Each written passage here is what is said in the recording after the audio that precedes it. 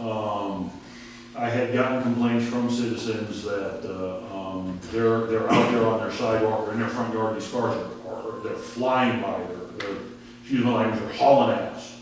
So, on 2 occasions, I've gone out to their house in my own truck, because one of the reasons, you remember my presentation, I said I used my Jeep one time, I used my own personal pickup truck one time, I took my wife's car one time. Because if they're gonna sit out, if I'm gonna sit out there in a black and white police car, or even in my truck with reflective 6-foot police on the side, I'm not gonna see the same behavior as if I'm doing it sitting in my diesel Dodge or my Jeep. That was the purpose why. And it kind of ironically, while I was out there in a city vehicle, I actually had 2 people call dispatch and complain because the police were running radar on their street.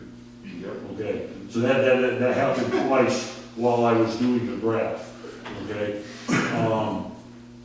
so what I did on these 2 particular ride-outs is I went out to the citizen's home, backed into their driveway, we tested the radar gun, I showed them how it worked, I explained it to them, I even put it on my GoPro, so this is all documented, and I looked at them, sir, okay, you tell me the first one that's speeding. Oh, here comes one, he's hauling ass. Put the radar on him, 22.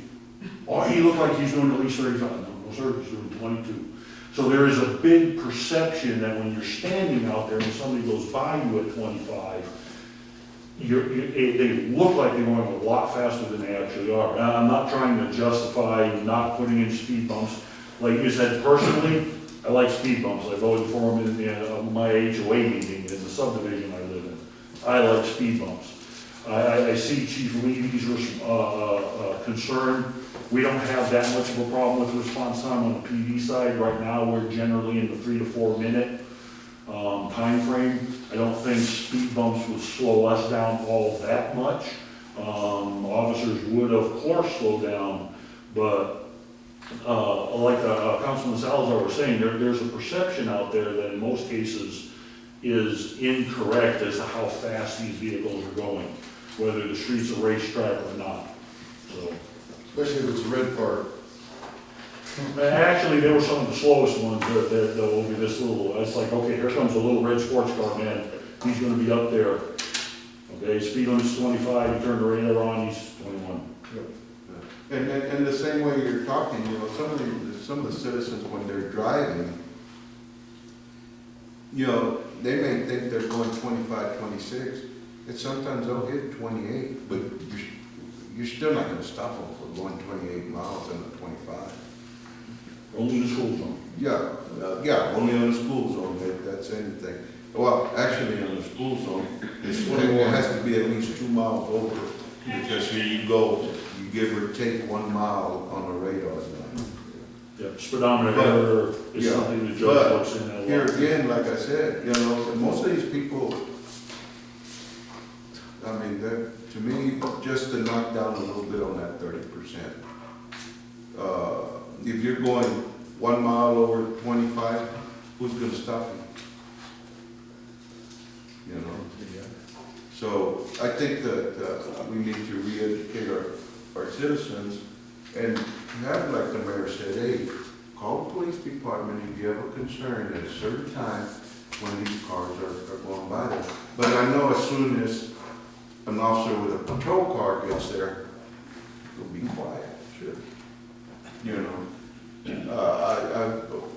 you know, you would really have to have a nice little spot to hide in to hit radar on somebody. If not, they'll be complaining about that officer running radar out there. So you damn if you do and you damn if you don't. Michael, would you like to continue with your bumps there? Your speed bumps, since you did the research for that? I mean, yeah, I don't know. Pretty much everything that you guys have is as much research as I had done at that time. It was just an initial assessment of kind of some basic prices that I could put together for the Public Works Department to build one, as well as to buy some. Since then, I've gotten another brochure that you all don't have. I just happen to bring it with me. Oh, they have this as well? Yes. Yeah. This one? Yes, ma'am. Yes. Okay. Trafficlogics.com Yes, ma'am. for anybody that is interested. That's fantastic. Our city manager was great to put that out to everybody, so I appreciate that. Thank you, ma'am. So as you saw, I believe on the second page where it did show some different setups whereby you could allow your emergency vehicles to pass through. So with that type of a setup, you can design your speed bump to allow your emergency vehicles to go up and down the road. That's not to say that the car cannot straddle and put one of his tires in that free They would. lane. I guarantee they would. Well, yes, ma'am. Yeah, I do it all the time. Say one. But even if I were to build an asphalt speed bump, I still would want to make sure that down the middle of the road, I left an opening so that no water would be held behind. So all the water would have the opportunity to drain off, because in this town, you do have extremely flat streets. I believe most of them are 3% or less. 3 to, yeah, 2 to 3. And the crown is no more than 2.5. I don't think we've got to the point where we need to lay these things down. I'm in agreement with the mayor. I do think though that Councilmember Martin and several others have, mentioned if there is individuals, BJ had mentioned that in 2011, she and her neighbor were willing to pay, for that. Not that that's what I'm saying, what route we should go, but there could be an interest. And again, until we ask individuals or residents, then we're not going to know. However, we do have the cost issue, depending on how many, who, what. I mean, maybe they don't want them today, but maybe, 2/3 of the, block wants them in 2 months. Well, then again, we still have to provide, we have to have monetary spending set aside in the event that that does come up, because then it's going to be, well, they got it, how come we can't have it?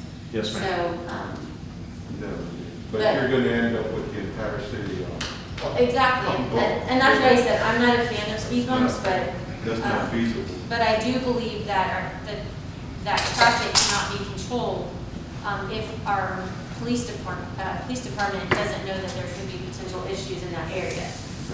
Because like I said, I've done it before thinking, oh, they're speeding, I should call, and I'm like, but by the time they get here, they're probably working on something else and, taking them away. But again, if you don't report it, then they have no clue, so I can't fault them for like, oh, they're speeders, where's a police officer, we need one, so again. Right, so, again, I just think it's, back to what Councilmember Salazar said, I do think it's a matter of, reminding people and, Halloween, our neighbors, when we were handing out candy, our neighbor was yelling at people to slow down. I mean, again, so that personal touch, you're telling people to slow the heck down, going down the streets, so. One of the distractions that I see in other areas that speed bumps to kids on bicycles playing, jumping over. That's tragedy waiting to happen there. I still do that, and I'm not.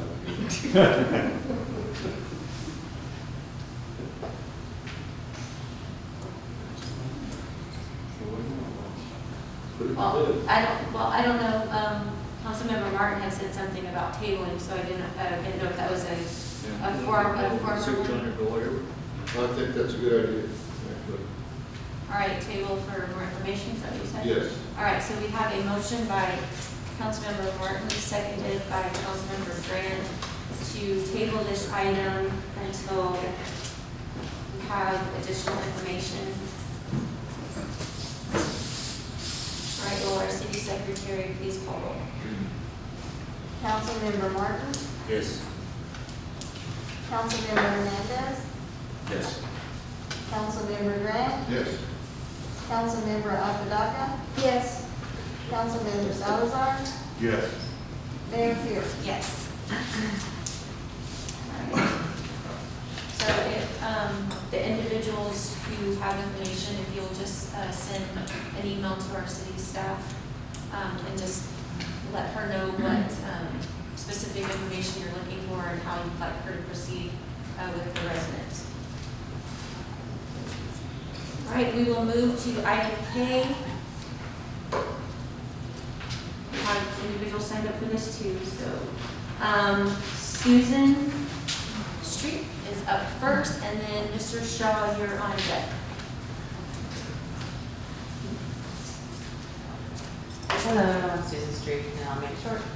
I'm here to strongly suggest that the volleyball court installation be processed through the Planning and Zoning Committee so that it provides for the safety and proper installation of this addition. The project should be overseen by the city inspector and proper steps taken to make this a long-term, positive experience for the Kirby residents.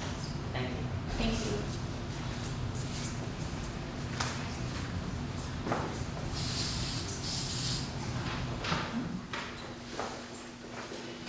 Mr. Shaw, and then Back BJ. at the mayor, city council. Go ahead. Go ahead. I'm very surprised that this was on the meeting. I told my wife this was on the meeting, and we had a bunch of kids out there, and they come running in the house because they heard us talking outside. That, Pawpaw, and then they called me Grandpa. I thought this was done. I said, hell, I did. I mean, if someone has an issue with something, it needs to be with me. Not the board, nobody's gonna meet, it needs to be with me. I'm the one supporting these kids of our community. We have to support our future, no matter what the cost. Take sacrifices as a parent. You take sacrifices as a good neighbor, as a community helper. We need to take care of our community.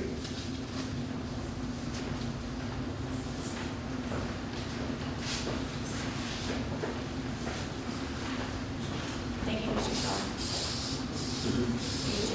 Yeah. Wait, don't inhale. My name is BJ Kirby. Where exactly where's it I going? don't think it's on. Just tap it. There you go. You're good. Is it on? Yes, it is. Tap it. No, it's not yet. I think the battery's dying. I talk loud enough. You're good. That's cool, yeah, if you could just. I talk loud enough. I always have my whole life. Where is it going to go?